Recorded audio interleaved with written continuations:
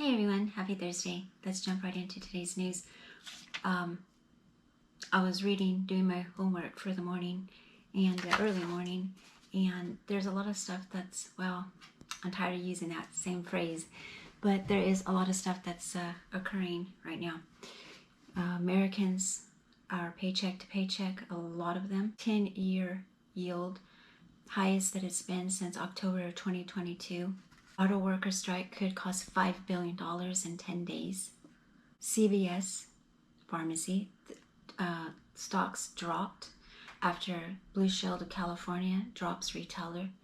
I mean, the signs are literally everywhere. Let's pull up an article. Continuing job loss claims rose last week. California initial claims plunge. The number of Americans filing for jobless claims for the first time fell modestly to 239,000 from 248 last week, right at expectations.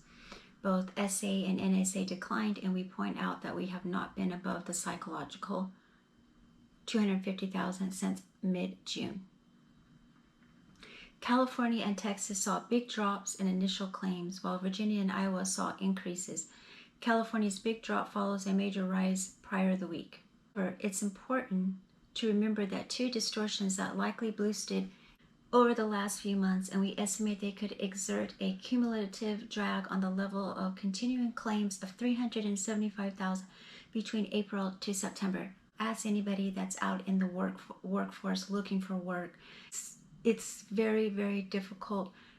There's a lot of people that are unemployed since the scamdemic. I mean, they want to boost these numbers under this administration, but like everything else, they're all falsified, all right? These are not legitimate numbers.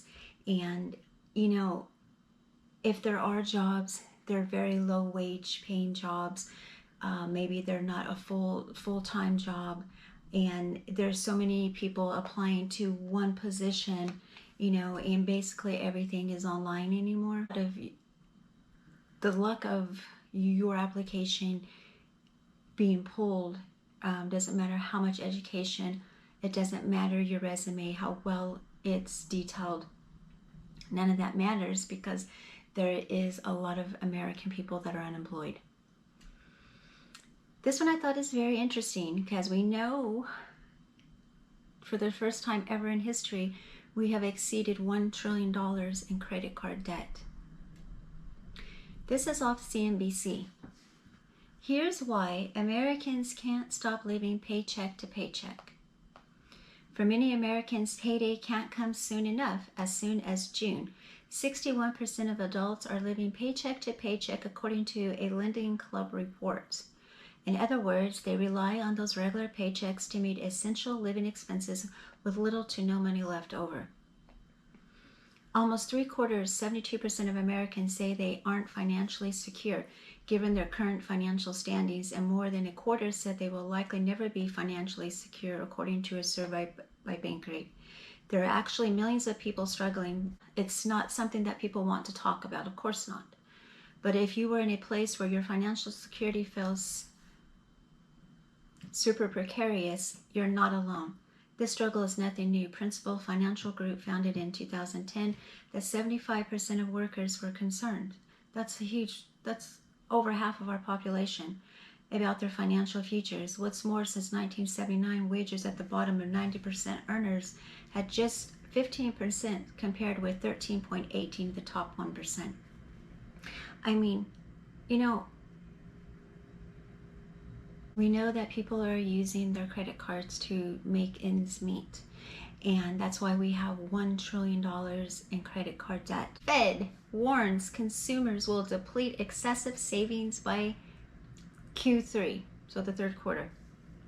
San Francisco Fed researchers penned a note on Wednesday that explained excessive savings of U.S. households would be depleted by the end of the third quarter, or in about 44 days as of Thursday. Couple this with both revolving credit card debt and interest charged on credit cards at a record high, plus the restart of student loans. See, people aren't paying their student loans yet, and when they do, they're going to have to making big decisions. Do I pay? The drawdown on savings was slow, then ramped to $100 billion per month in 2022. The estimated drawdowns of June have been $1.9 trillion. Estimates show that there is less than $190 billion of excessive savings remaining. It drawdowns continues at an average rate from at least from the past 3, 6, or 12 months. Researchers said aggravated excess savings would likely be depleted in the third quarter of 2023. That's enough right there. You know, that says everything. That is everything. When we, like I said, when people are going to start to have to pay back their student loans, that is going to put them in even a more financial strap or a burden. They were saying the average student loan repayment is going to be about $500 with these new interest rate charges. That's hard. These items right now are not factored in to these people's budget. It's serious, everyone. And when I reported yesterday, that was another bank that failed, that collapsed. And, you know, I hope those poor people were able to get their money back. Don't, like I said a million times, don't be a statistic. You know, having your money secured in other ways, and I don't give financial advice, but you know what I mean. Because one day you could get up to go into work, you need to put gas in your car, and it's not going to work, okay? Or you're going to put your card in, and at the grocery store, it's not going to work. Your mortgage may bounce back because they can't get the money out. Whatever the scenario may be, don't put yourself in that position. All right, everyone, I hope you have a great, wonderful rest of your Thursday. Stay safe out there. You know, when we read all this stuff, it's so bad. And that's why we have to always use common sense and discernment and filtrate through the news to what is hyped, like the job market, and what is real. All right, everyone, stay safe out there, and God bless. A new tourist attraction in America that's all the rage, but you might want to get your hepatitis shot first. A local San Francisco guide is offering a $30 Doom Loop walking tour of the city's most crime-ridden spots, letting people get a good whiff of the liberal policies that have turned America's wealthiest city into a cesspool of open-air drug markets and homeless encampments. And while San Fran's decay could be a boon to certain tourism, it's a death sentence to retailers. The owner of Gum San Francisco, a place that I used to frequent as little Greg, is warning that they might close for good after 166 years of doing business.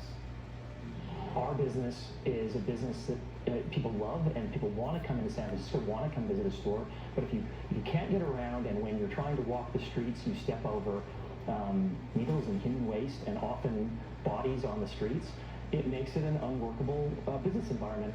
And if that wasn't enough human misery on display, how about Philly, where businesses are now being forced to set up booby traps like hidden sprinklers to ward off drug addicts who keep scaring customers. A former drug dealer turned activist comparing the situation in Philly to a zombie movie.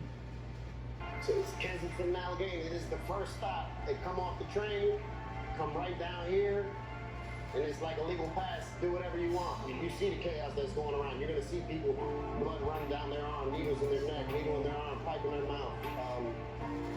Everything goes out there. You're literally dealing with chemical warfare. You know, that's what's happening. You see the people falling apart, limbs falling off. You see Duffy when we were down there.